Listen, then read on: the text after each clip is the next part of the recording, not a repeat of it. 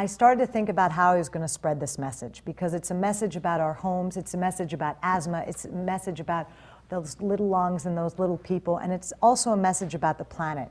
And I wanted a way to get moms together to talk about it, because I think really we are the change makers, so to speak. We're the ones who can really make a difference.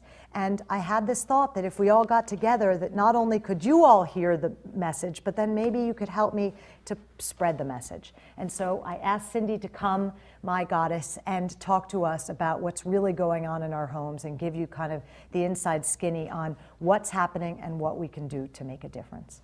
Well, thanks, Cindy. Sloan. This is such an important topic. You know, women are the caretakers of the home, and we want to make sure that our homes are the safest place in the world. Now, so I'm going to share the real dirt on cleaning. So to start out, 90% of all poison exposures occur in the home. And just last year, there were 200,000 poisonings that happened from household cleaners. And all of us know that we should keep these products out of the reach of children and use the safety latches and make sure they're tucked away. But the thing that people don't realize is that all those cumulative products that you use in your home can actually create real health consequences. And that's a dirty little secret that people don't know about that I'd like to talk about. Now, 90% of our time is spent inside. And if you go to the Environmental Protection Agency website, you'll find that indoor air pollution is 2 to 5 times higher inside than it is outside.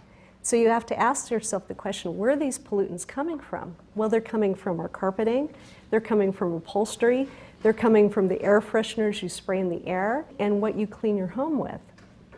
So this cumulative toxic effect is enormous. And if you're thinking about the number of chemicals that have been introduced, in the last several decades, 80,000 new chemicals have been introduced today, and they've been registered with the EPA, but very, very, very few of them have been tested for toxicity. And what that means is that you and I and our families are part of the biggest chemistry experiment ever conducted, and we're all the guinea pigs, because nobody knows what the cumulative effects of all of these chemicals are to our health. And if you go to the Environmental Protection Agency website and you try to look up hazardous household waste, I'm going to show you what they considered hazardous household waste. And they say that the disposal of the following products can be environmental toxins and harmful to human health. So you're kind of curious what those might be? Let me show you. Well, they include harmful to human health, bleach, harmful to human health, toilet bowl cleaner, oven cleaner.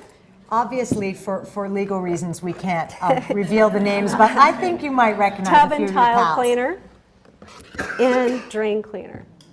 So these are all environmental toxins and considered harmful to human health. And you have to ask yourself the question, you know, if our governmental authorities know that these are harmful, are these really things that we want to have in our homes today? Now, I'd also like to share with you a number of other types of chemicals that are being used in products that we may be using all of the time that have harmful health consequences too. And I'm going to start with an ingredient that's called sodium hydroxide. Now, sodium hydroxide as a chemical is known as an immediate respiratory irritant.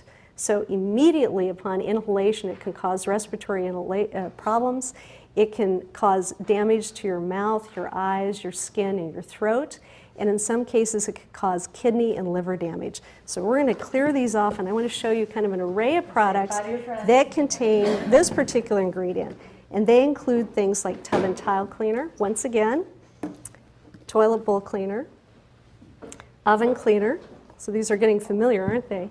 They can also be found in dishwashing liquids and can be found in some types of laundry detergents.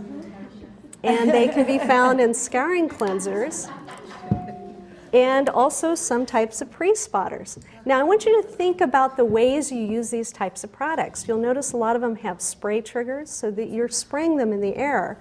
And these are things that there's a high probability that you're potentially inhaling or your family may be inhaling. And again, this particular ingredient, sodium hydroxide, is known to be immediately irritating to your respiratory system. So this is a whole array of products that is something you want to think about too.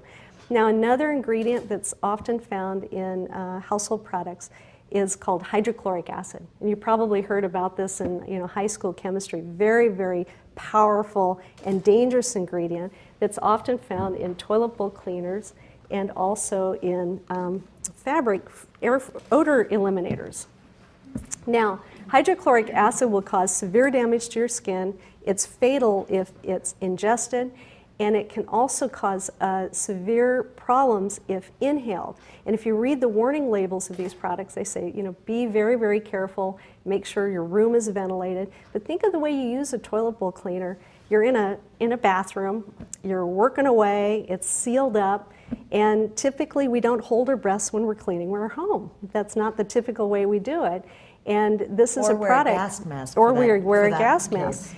So there's a big question you want to ask yourself. If these things are not designed for us to breathe, why are we using them in our home? So that's another one. Now, another ingredient that's found actually in a lot of these products too is something called butyl salicylic, and you'll also find it in all-purpose cleaners and window cleaners too.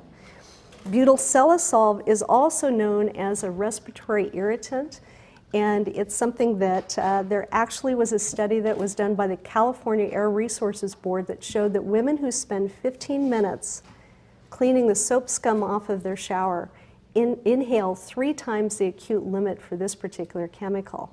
So there's so many products that are using these types of chemicals in your home, and they're things that you probably want to be getting out of your home. So the good news about all of this, and there is good news. Could you give us something good? Yeah, I know. That's a bit overwhelming, is that you can do something about this. You can do something about it by getting educated. And we've given you a resource that's on your chair. There's a great resource available from the National Institutes of Health, and it's called the Household Products Directory. And what you can do is you can look up these ingredients on that database, and you'll find out the brands that have those ingredients present in them. So you want to find out what's in your home. You want to find out what's around your family and your kids, and make the decision about whether or not you want to get them out of your homes. What was probably most interesting was the statistics to back up what we probably know as it relates to how harmful some of these cleaning products are. There have been times in my life when I have had that experience where you're in the bathroom and you're spraying all the stuff and you get overwhelmed by the smell and you have to get out of the room. The thing that surprised me the most today was the fact that I never really thought about all the toxic fumes that our household cleaners can put into the air, and cumulatively having all of that toxic floating through our home could be very harmful to my children.